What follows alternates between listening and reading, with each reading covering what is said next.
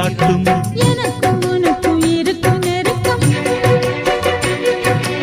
இளமை தொடங்கி முதுமை வரைக்கும். இரவும் பகலும் உறவை வளர்க்கும் இடையில் இருக்கும் தடையை தகர்க்கும்.